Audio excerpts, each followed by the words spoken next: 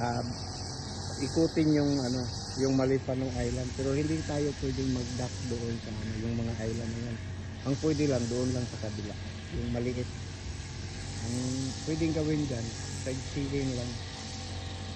At saka dito banda sa gilid, Malipanong Island, ano, Phil Farm.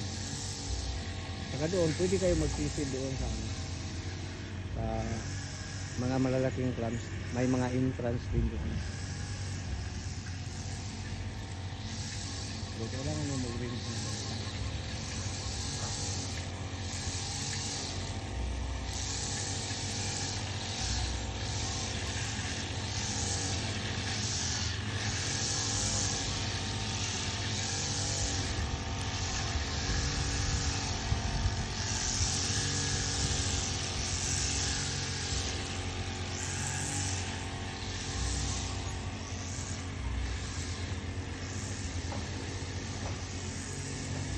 Yan nakatira si Busulweta, yung may kubo na dito banda sa gilid.